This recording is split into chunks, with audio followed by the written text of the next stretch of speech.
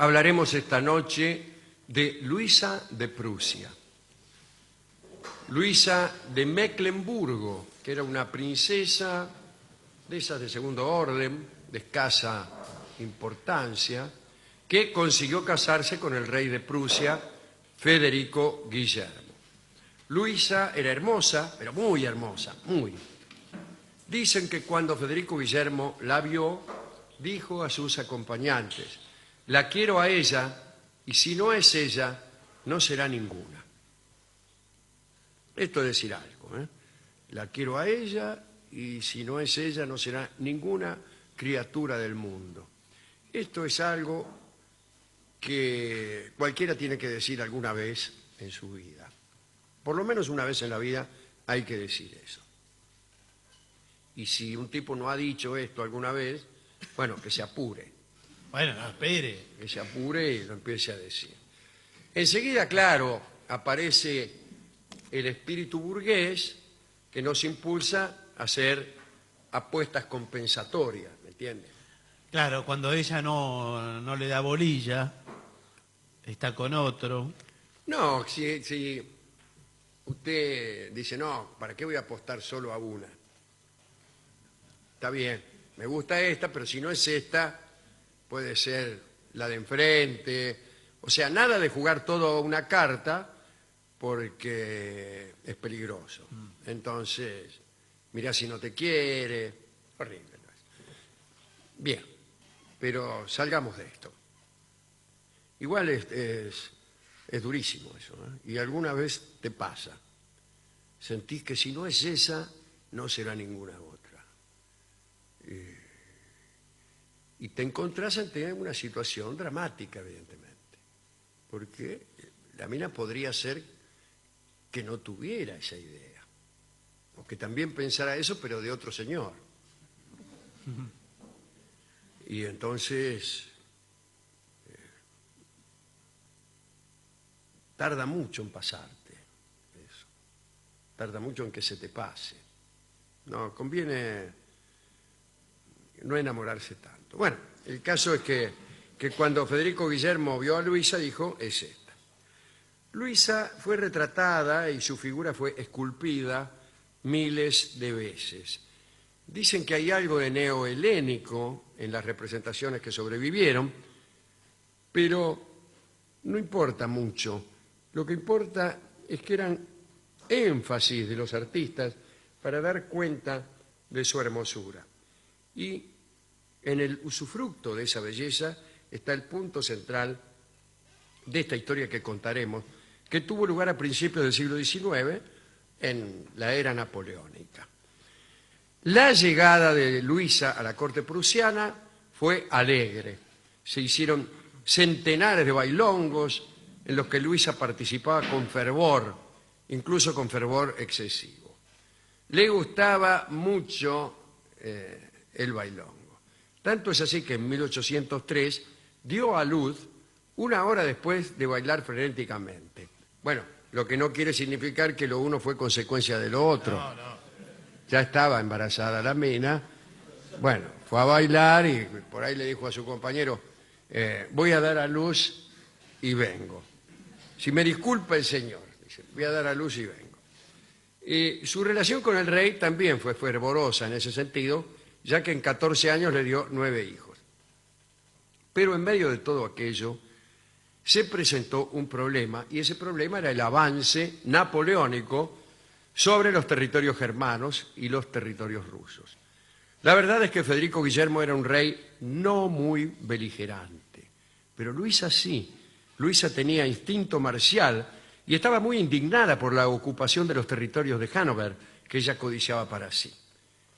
Y un asunto galante hizo que Luisa convenciera a su marido de destruir las tropas de Napoleón. En una localidad llamada Memel, a orillas del Báltico, veraneaban las cortes prusiana y rusa. Una ciudad a las orillas del Báltico es medio fresca siempre. Sí. ¿Y ahí que veraneaban? Veraneaban, o lo que ellos llamaban veranear.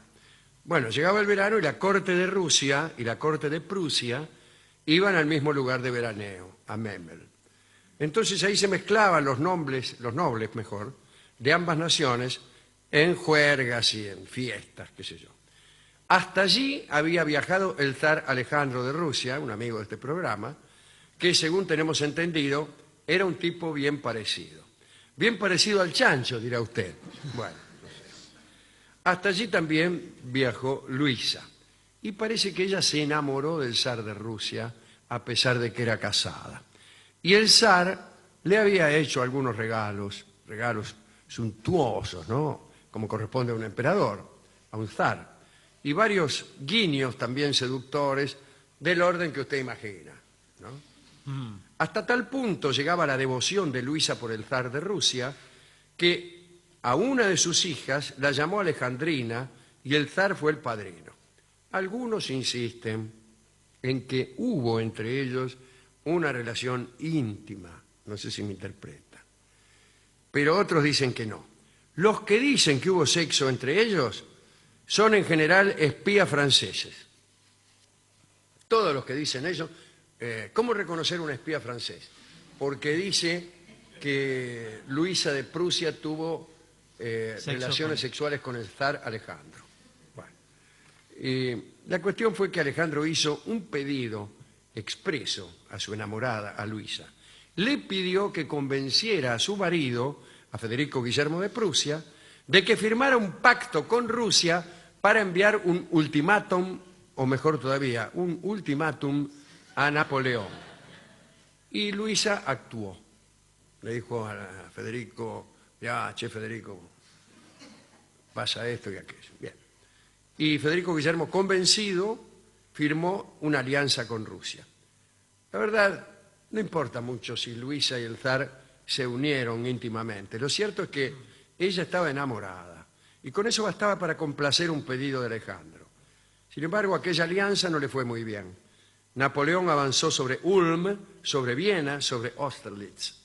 Y Luisa, indignada, hacía apariciones públicas, decía discursos, decía que había que combatir al monstruo y derribarlo, y sus decires se convirtieron en lemas patrióticos para los prusianos, pero no alcanzó con eso. Napoleón siguió avanzando e incluso, enterado de la beligerancia de la reina, la aprovechaba y la contestaba. En el Boletín del Ejército, que era una publicación de propaganda oficial de los franceses, se imprimió una conversación que al parecer Napoleón había tenido con el mariscal Baetier. Y el emperador dijo: una hermosa reina quiere ver una batalla, por lo tanto, seamos galantes, marchemos inmediatamente hacia sus tierras. Eso dijo Napoleón. Quiere decir que se había enterado de todos los discursos de que el monstruo aquí y el otro allá. En octubre de 1806, Napoleón aplastó a las tropas prusianas y la reina Luisa salió rajando. ¿Y a dónde fue? A Memel, al lugar donde iba a veranear. Pero aquel lugar estaba espantoso. Las instalaciones veraniegas estaban derruidas. Bueno, como sucede en algunos lugares de la costa argentina, ¿no? Cuando uno va en invierno, se han ido todos. Mientras tanto, mientras ella huía y se refugiaba, en Tilsit, el zar Alejandro estaba negociando una tregua con Napoleón. En medio del río, ahí, del río Niemen, que pasa por Tilsit, hay una isla. No busquen Tilsit porque ahora se llama de otra manera, se llama creo que Sovietsk. Es fácil decir Sovietsk. Primero hay que decir Soviet y después agregar una S y una K. Sí. Sovietsk. Pero ni aun esto es seguro porque quizás ya no se llame Sovietsk. No, se volvió a llamar seguramente. Por ahí se volvió a llamar Tilsit, Sí. como pasa en Rusia, donde los cambios políticos garantizan también una modificación de la toponimia. El caso es que había una isla en medio del río y ahí estaban Napoleón y Alejandro. Y del otro lado del río, esperando como un gil, estaba el rey de Prusia. Bueno, sin embargo, no busquen Tilsit, ya le digo, porque por ahí se gastan todo su dinero en remises, Sí. recorriendo Europa, y el lugar se llama de otra manera. Bueno, digo, el rey Federico, mientras Napoleón y el zar Alejandro estaban en la islita negociando, estaba del otro lado, debajo de una lluvia torrencial, mojándose hasta la pera, lo cual era una humillación y además una humillación premonitoria, porque se venía un tratado que quitaría territorios a Prusia y obligaría a Federico Guillermo a enfrentar reparaciones financieras enormes. En ese momento, en medio de esas negociaciones, alguien tuvo la idea de usufructuar la belleza de Luisa. Algunos cortesanos de Prusia se convencieron de que la hermosura de la reina conquistaría a Napoleón. Ya había pasado algunas otras veces, pero nunca consiguieron gran cosa. Ya. Entonces la convocaron para que fuera a la reunión de Tilsit a enamorar a Bonaparte. Bueno, al principio ella se resistió, la gente se cruzaba apuestas, yo digo que va, que no va, en fin. Lo que sucedió realmente no fue muy satisfactorio para nadie. La reina llegó a Tilsit, Napoleón se comportó con suma cortesía. Cuando Luisa lo apremió amablemente e imploró por su compasión en nombre de Prusia, Napoleón respondió blandamente, con cumplidos, acerca del vestido que ella usaba. La mina le decía: Sire, ¿por qué no tiene piedad para la nación prusiana y su pueblo? Y Napoleón decía: qué lindo vestido que se ha puesto hoy. Y la mina: pero mire que Prusia necesita de su complacencia. Y él: me encanta, la tela es preciosa. Luisa intentó muchas veces cambiar de conversación, pero fue en vano. Los cronistas franceses, de los cuales hay que desconfiar, dicen que ella le envió una nota en la que le ofrecía quitarse para él los vestidos que él le había elogiado.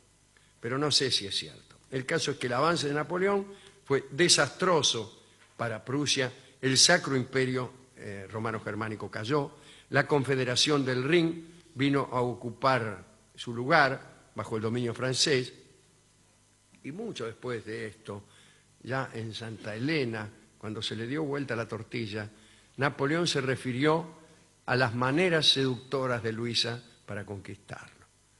Por otra parte, Luisa lloró amargamente durante mucho tiempo y se refirió a su decepción frente al rechazo napoleónico.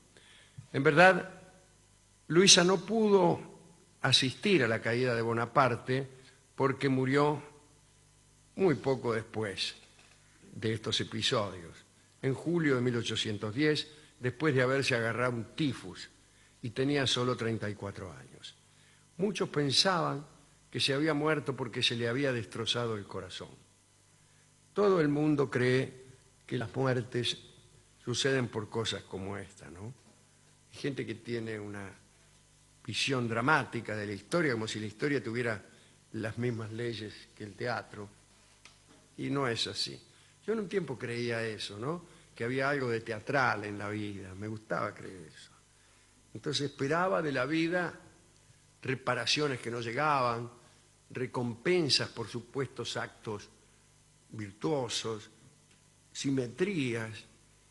Creía que a cada ida correspondía un regreso, que a cada pérdida correspondía una ganancia. Es mentira, es mentira. No esperar que algo ocurra por simetría es un prurito artístico y no es verdadero. La verdad es que la mina se murió porque se murió, y nada más.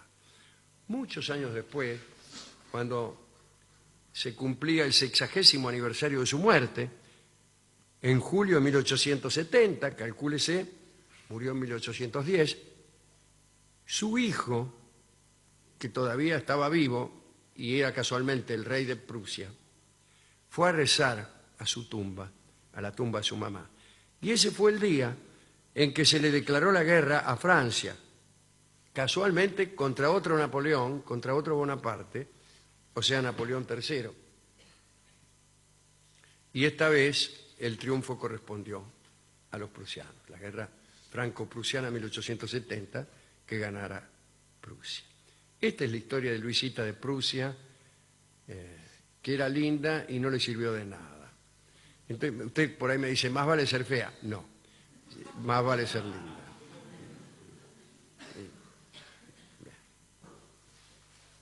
Pero más vale no creer nada, ¿no? Más vale no pensar que todo va a suceder según algún plan. Entonces dedicamos esto a la pobre Luisa, toda vez que era hermosa, y aquel tipo, al rey Federico Guillermo, que por lo menos por un instante supo lo que es ser un verdadero enamorado. Y pudo decir, es esta, y si no es esta, no es ninguna. Y ninguna es justamente el tango que se ha compuesto recordando este episodio del rey Federico Guillermo de Hohenzollern. La escucharemos ahora. La letra dice cosas que sí tienen que ver con esta historia. Por ejemplo, dice... Pero poco. Transcurren cerca del Báltico. Podría transcurrir tranquilamente en la corte prusiana. Así que vamos a escuchar ninguna en la versión de Edmundo Rivero.